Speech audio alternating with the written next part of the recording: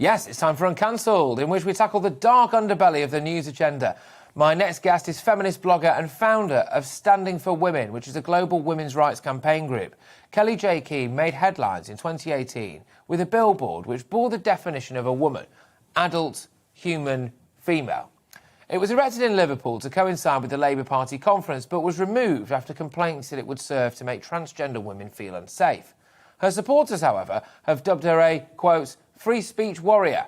Well, Kellie-Jay Keen joins me now. Thank you very much. There she is. Fantastic. Great to have you on the show. Look, it's a fascinating topic, this. Sometimes I think, I can't believe we're even having this discussion. And then other times I think, well, we need to address it. So, first and foremost, why do you feel so passionately about the idea that people need to know the definition of a woman, and it is as singular as that, as an adult human female?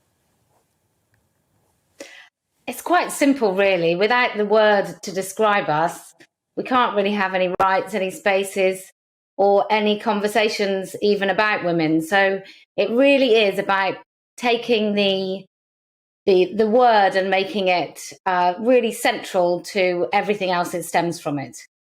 Why does it matter so much? You know, why does it bother you so much if I decide I'm a woman? Well, because I quite like women-only spaces. I quite like women in hospitals to have single-sex wards. I quite like women in prison not to have to share with, I don't know, a rapist. I quite like the idea that my teenage daughter can go to school and be secure in the fact that her toilets, changing facilities are just for girls. It's a really important thing that we can speak truthfully and coherently about things that matter, such as biological sex. Do you feel as though there's absolutely no feminism involved in this push, frankly, to describe, oh, well, I suppose for me to be able to announce that I am now a woman? It very often does seem to me that it's blokes who are now saying that they're women and trying to redefine womanhood. Yeah, well, I mean, I'm not a feminist. I left the feminist movement quite some time ago because it's been totally co-opted by people that want to censor men and men's rights, which will be those men that want to call themselves women. So it's just a deeply misogynist, nasty attack on women's rights. And it's kind of worse than the old-fashioned sexism because you can't even name it. I was reading something written by Jess Phillips today, and she sort of says, I believe that women should have their right to self-organise. I think women-only spaces are really important. I think trans women are women. And then went on to say further things that she felt that women should have. And then you just thought, well, what are you talking about? Because you've just said that men can be women. And then you're saying women-only spaces. So is it women-only spaces meaning actual women? Or is it women-only spaces meaning anyone that calls himself a woman? So if we can just stop this nonsense of diluting what it means to be a woman, then we all know exactly what we're talking about. OK, well, adult human female is the definition. It's emblazoned behind your left shoulder there. What is female then? What is it? Is it a physiological thing for you in your mind? Oh, yeah, absolutely. Of course it is. I've got a dog that's just had puppies, and it wasn't a male dog. It was a female dog, and female dogs are the only dogs that can have puppies. And just like female humans are the only sex that can bear children. That doesn't mean that all do. It just means that no man can. OK, some people might say that some of the views that you have are potentially anti-trans, or that actually, you know, what right do you have? What right do you possibly have, Kellie-Jay, to say that I'm not a woman? Well, I have every right as a citizen of the United Kingdom and this bastion of freedom. So I have every right to say it because I am a woman, and it's not a matter of belief. It's the same as if it rains, we get wet. Nobody questions whether or not we're allowed to say that we're wet because it is just a material fact.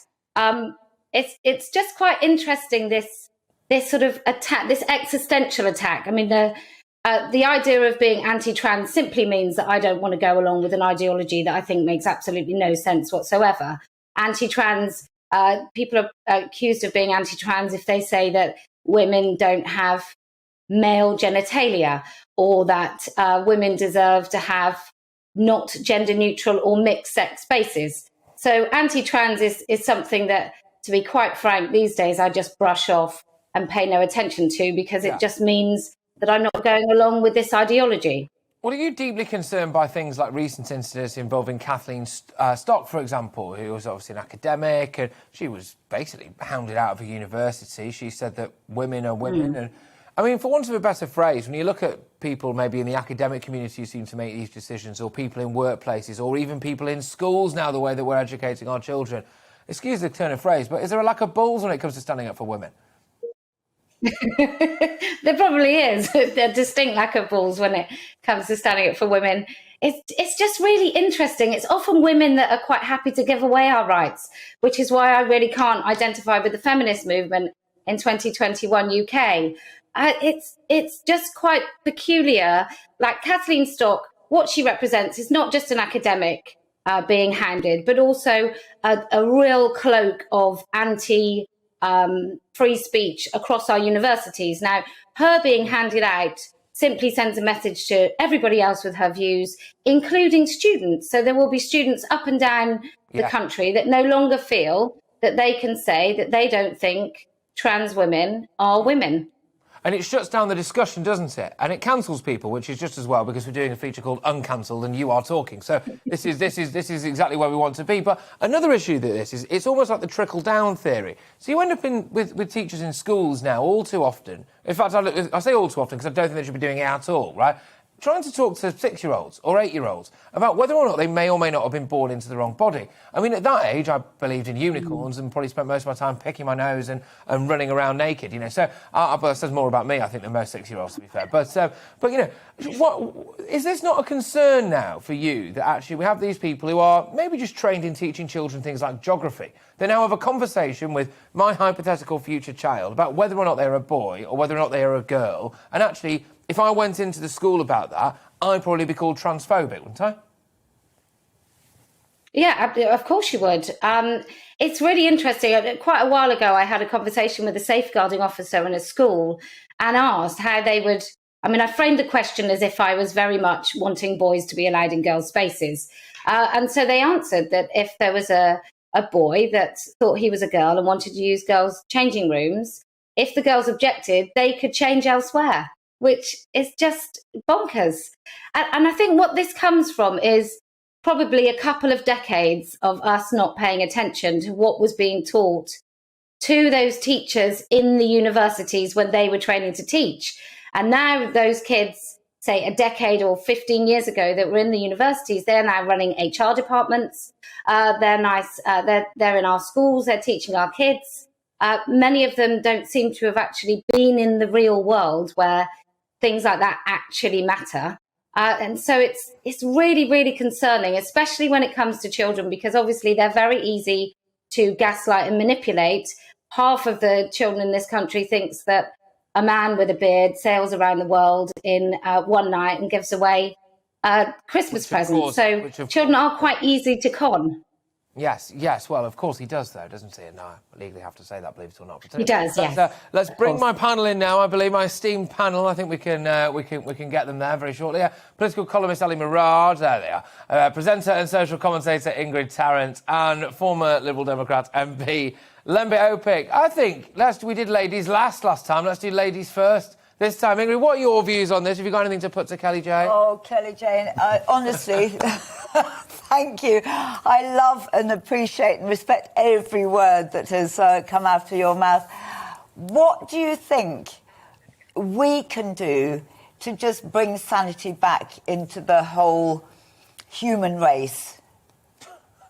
I actually think just constantly talking and speaking the truth without hesitation. I think it's really important. You know, if people were racist in front of us, I'm sure we'd all be quite brisk in our responses and try and make sure those people thought that those views weren't approved of. I think we should do the same when somebody says that they have a child of 3 who identifies as the opposite sex. I think that should be a real sort of shocking, oh my goodness, that's preposterous sort of response. But what about some people who would say, hang on a minute, this could very easily spill over to create an environment that's unsafe for trans people? Well, that would be men blaming women for male violence, because it's not women with their truthful words that are causing violence against anyone, is it? it's men who can't cope with men who don't want to toe the line and present a certain image. So I don't actually think women's words and speaking the truth causes anybody to be unsafe.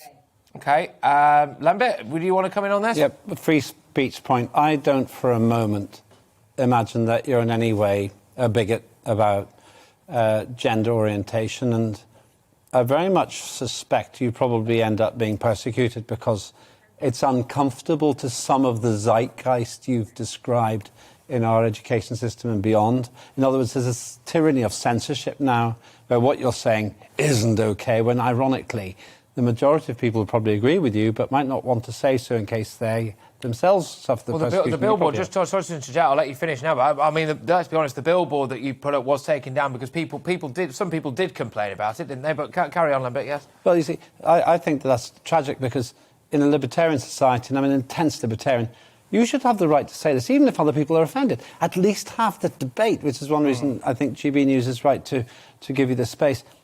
So, very, very sympathetic there. Got one philosophical question for you. It's almost certainly the case that within the next 20 years, we'll be able to transplant ovaries from a female to a male.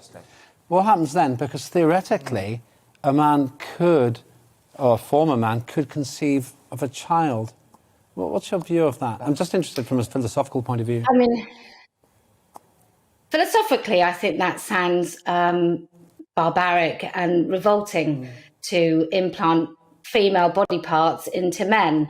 I mean, it's not just a matter of ovaries. So if we just skip the fact that would be biologically pretty impossible, I think to start erasing and dehumanizing women to the point that even the thing which I think is our superpower, which is to create and nurture babies, I just think where on earth will we be going as a human race if we felt that there weren't quite enough children on the earth as it was, and we needed to implant female body parts into men? I think that's philosophically and actually, I think it's quite a revolting idea. Just say, medically, I suspect we will be able to do that. You would actually be opposed to that, even in a legal sense, I am guessing. I absolutely, I would be opposed to that. I think that would be inhumane beyond recognition. I don't know that if in 20 years' time we'll be able to create a biological possibility of men being able to totally change the way their body works. I mean, women bond through their bones with their babies. It's not just a case of different body parts being attached. Our whole bodies are set up to nurture these babies. So I take your point. I think a couple of decades is a little of a stretch. Maybe. All right, I'm not sure if we've got time for any more now, I believe, unfortunately. Sorry to you've been muscled out, Ali, I'm afraid. Yet again, I'll have to make sure that I give you all the airtime in the world for the remaining 40 minutes of this show. I'm very sorry. But thank you very, very much for joining us, Kellie-Jay Keen there. And I think it's fascinating stuff. And look, hey, it's a controversial topic. Of course it is. That's why we're not afraid to talk about it right here on GB News. It is a feature called Uncancelled. If you... Oh, we can get Ali in. Here we go. Ali, the floor is yours. Who knew it? Carry on. Well, I was just thinking that the Chinese are spending billions on their Belt and Road Initiative, creating a common destiny for humankind, according to them. The Russians are building a Nord Stream 2 gas pipeline coming into Germany. And here we have the leader of the Labour Party, when asked a direct question about whether a woman has a cervix or not, can't answer a question. How do we get to this point? I don't know, but don't you think China and Russia are just rubbing their hands with joy at what an absolute state our opposition is in this country? I certainly, if I wanted to totally ruin the West, I think this would be a perfect way to do it, to make us all distracted with these silly, very luxurious, narcissistic enterprises that seem to be right across our culture. And the culture war is mad. But as for the Labour Party, what an absolute sham.